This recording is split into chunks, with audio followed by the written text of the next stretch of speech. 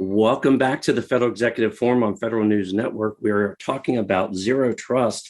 We're just getting into specific programs and want Paul, how about if you can highlight a specific program that you would like to inform the listening audience with?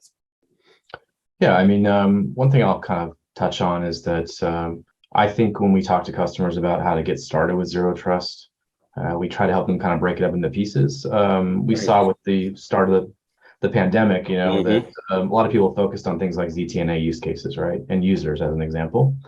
Some of the things we've been focusing on a little bit more, and I heard that alluded to in some of the earlier comments, but extending zero trust to the broader infrastructure, right? Extending it to cloud native applications, same kinds of the best practices. We've helped customers extend it to things like IoT as an example. And I think generally these types of use cases aren't top of mind for a lot of organizations because they've been so heavily focused on the user aspect or the hybrid workforce, remote access type of aspect.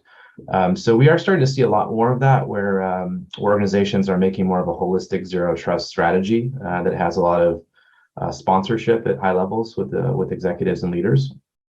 And they're kind of creating this systematic approach where they may have started with users, they may have started with identity, which are really nice places to start with zero trust, but they're starting to really think about, how do I extend those same things like least privilege and segmentation and continuous monitoring to my cloud native applications and to my IoT infrastructure and to my supply chain and to other parts of my infrastructure.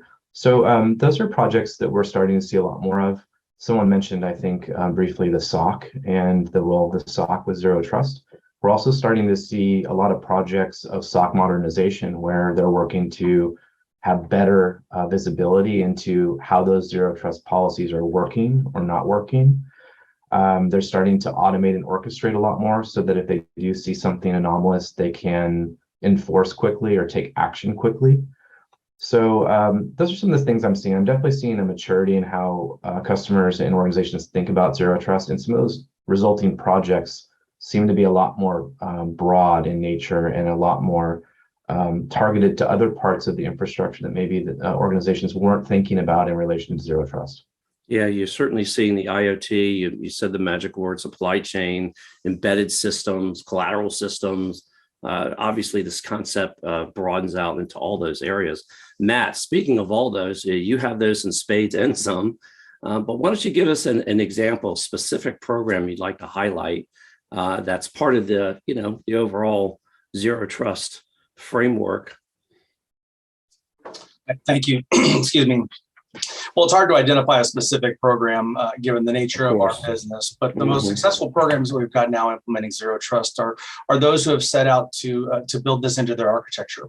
And so we're seeing a lot of conformance to enterprise architecture and these design patterns for zero trust that capitalize on enterprise services. And I like what Paul was saying there, sort of about broad access. Our programs now that are building on our federated identity and access control solutions that are building on our enterprise data management, data governance solutions, those systems that are starting to characterize the business rules around their sensitive data in order to enforce those that access control, those are off to the best start at this point. And what we see is that they have been planning for this for years. This is not a Johnny-come-lately. This is not a bolt-on as directed by the executive order or the National Security Memorandum or OMB directive. These are forward-leaning programs that have been tracing this from probably beyond corp days, if we can go all the way back to the origins of zero trust. So more and more of those systems that face the enterprise that provide sort of core services across the community are really have appreciated and built in zero trust rather than bolting it on. Very good point there. Tony, I'm going to go to you. Again, I know you see this from a lot of different perspectives in regards to how this capability is being rolled out. Do you want to bring up highlight a program, maybe an agency that you're seeing rolling this out and just the perspective there?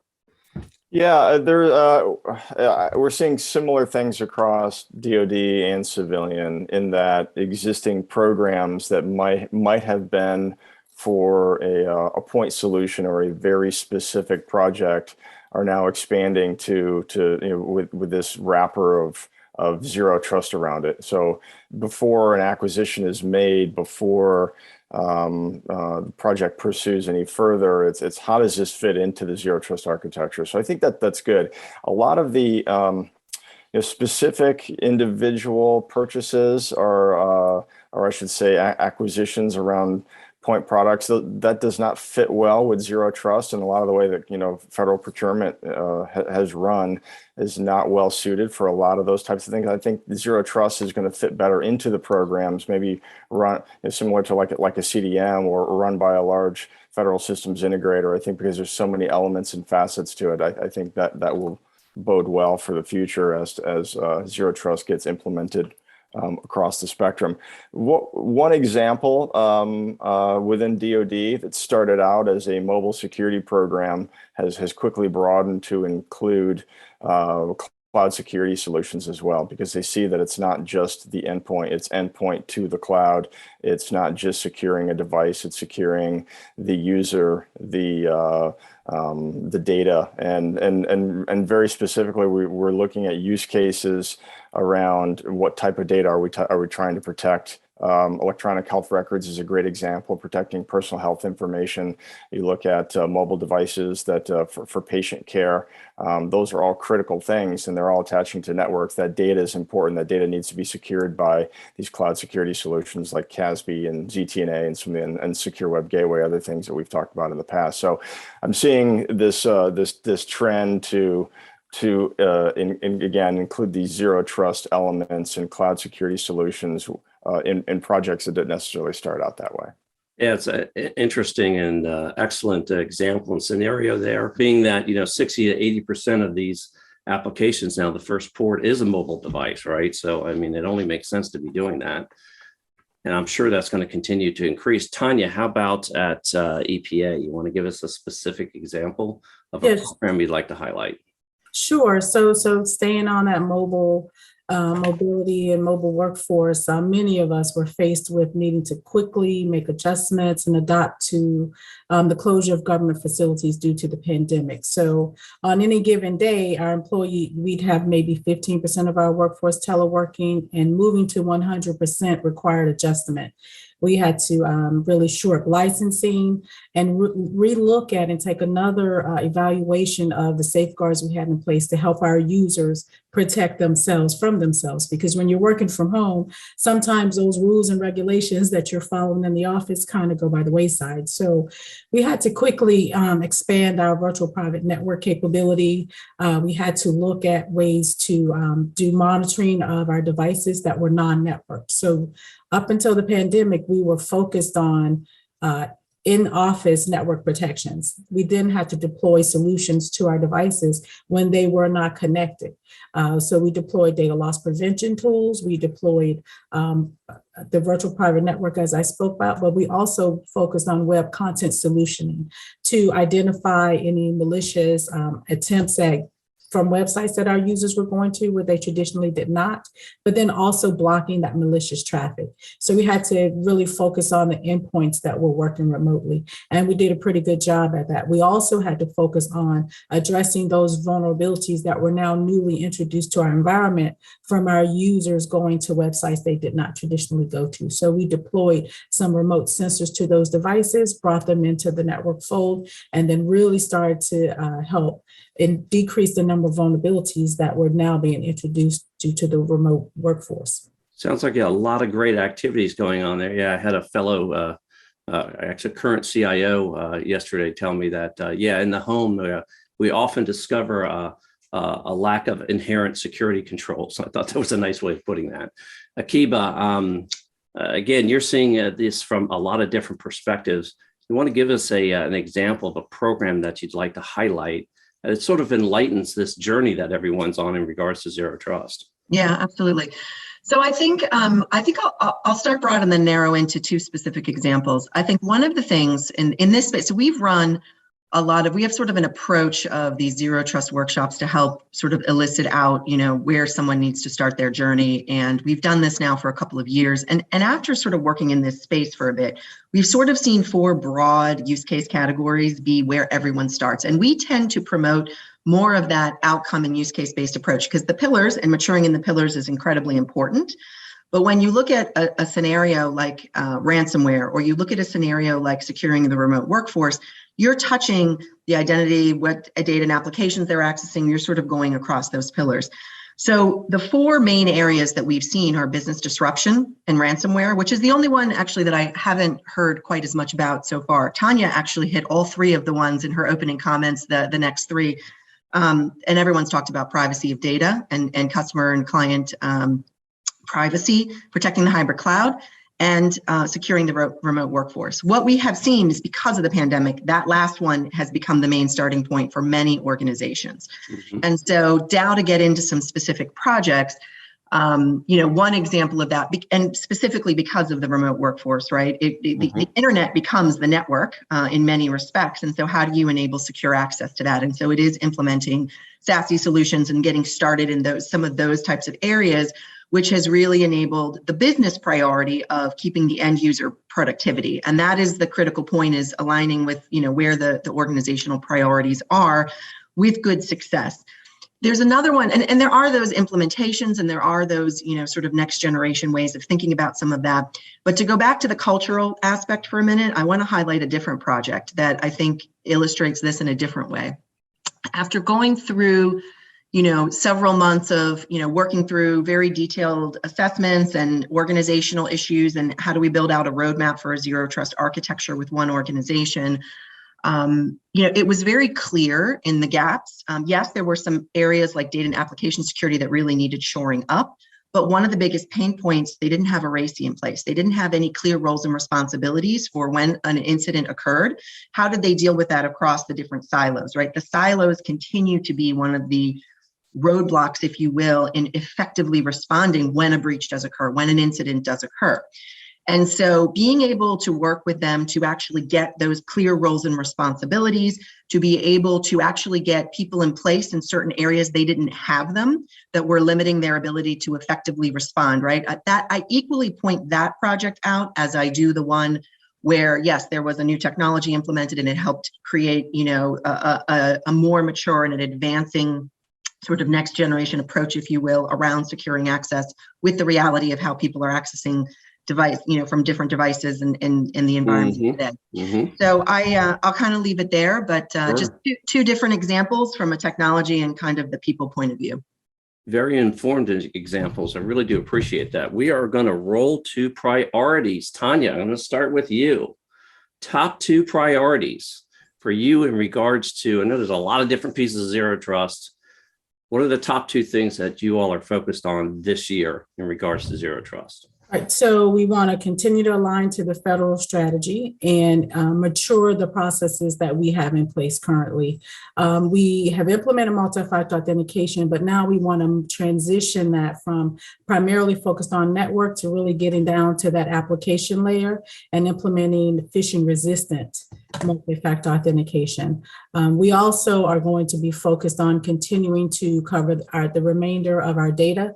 So normalizing data and encrypting the rest of the data, a lot of, data, right? So we're protecting networks, but we need to focus on data. And in cyber, with the continuous monitoring tools that we have in place, we get a lot of data and we need to be able to normalize it and respond to it. And so that's one of our focuses going into this fiscal year.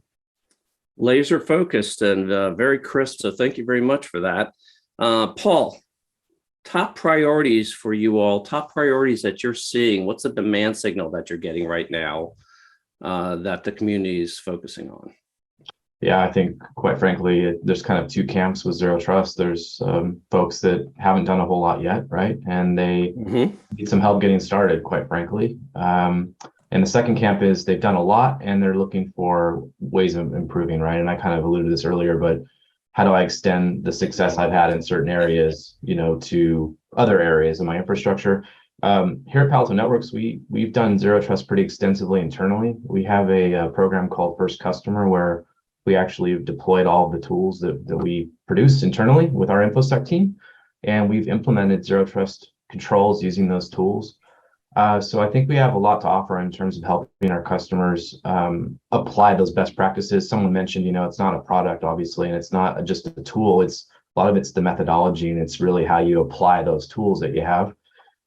So I think that's really the main thing, is looking at those two different, that bifurcation of customers, the ones that haven't really done a lot and the ones that are very mature, and just kind of helping them move the needle really around zero trust. Fantastic. Gerald, top 2 priorities for you over there at HHS.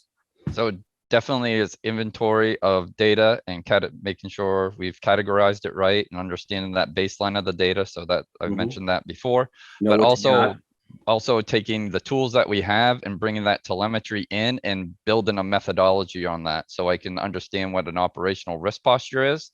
And then by having those tools integrated, I'll be able to use that dynamically later. So we want to make sure that we understand what telemetry we have, bring that data together so that we can bring what I call a confidence or a risk score around things. That would be like your patching, all those types of things, end of life equipment, all of those, so we can understand the things that we own and the things and what we kind of look like across. And even equates to bringing in the cloud telemetry and logs and things like that, and understanding at an enterprise level, what do we look like overall, so we can start understanding that data and how can we use it as we move forward in a more dynamic fashion as we go towards our zero trust journey.